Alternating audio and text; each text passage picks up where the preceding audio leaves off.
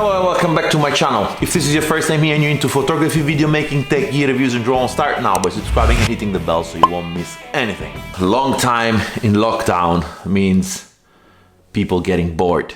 I mean, when you have so much gear as I have, I didn't get bored at all because I started unpacking, seeing what's the best configuration for me to go out and shoot, even though I'm not going out for a shoot. And I started playing with my old drones and I found Bugs 5s. Do you remember this? This is a great drone for beginner. I will leave you the link of my review up here somewhere. And I started to dismantle this because this was a great drone, but the fact that it didn't have any gimbal, this is all electronic. I mean, you can move it, but it's not stabilized. It only had a shock proof system. That means all the footage is, wobbly. And I wanted to try something different, try to see if one of my new cameras, something small, could go adapted here. And I started attaching a 3M mount on the bottom. But let's roll the intro first.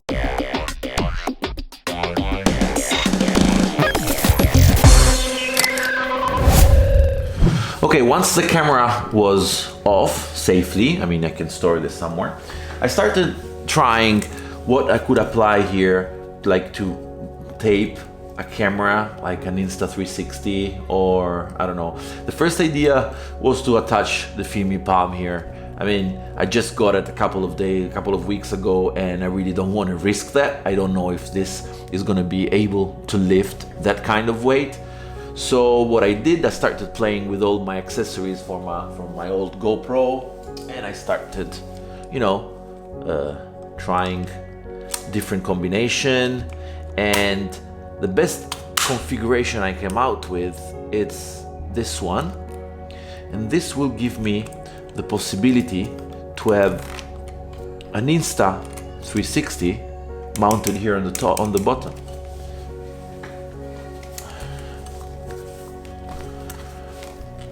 I can put it here.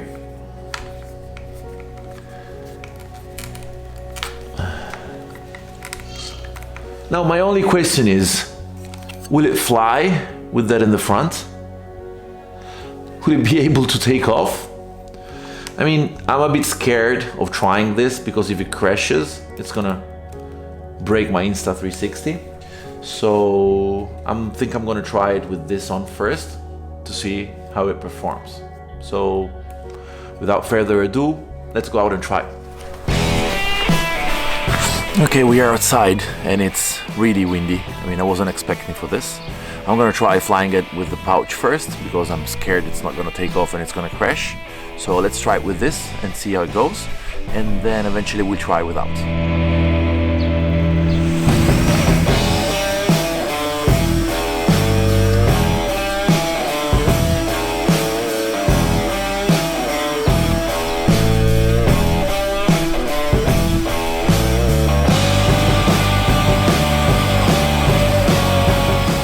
I think it's a bit too windy, and at the same time all the weight is in the front, so it wobbles from one side to the other. It's not that stable as I suppose, but I really want to try and get some footage with the Insta360 on, and let's cross fingers and take the pouch off and see how this goes. I'm scared.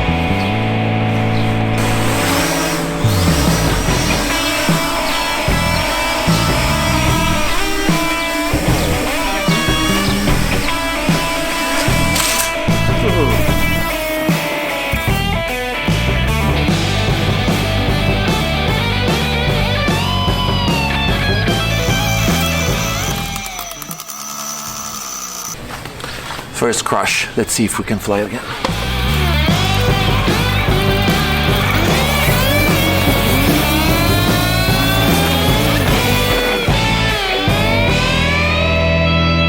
I've noticed something really funny. If I put the pouch on, you get the satellites. As soon as I take the pouch off, the lenses and probably the internal mechanic blocks the satellite from receiving. So that's funny.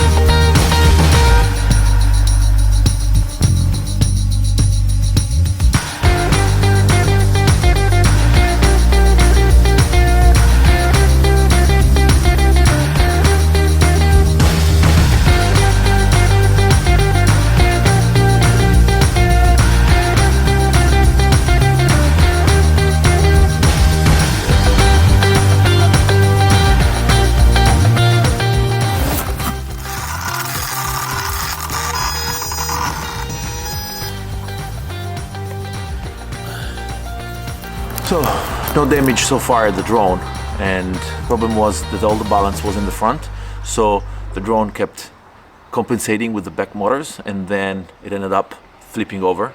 That's what happened.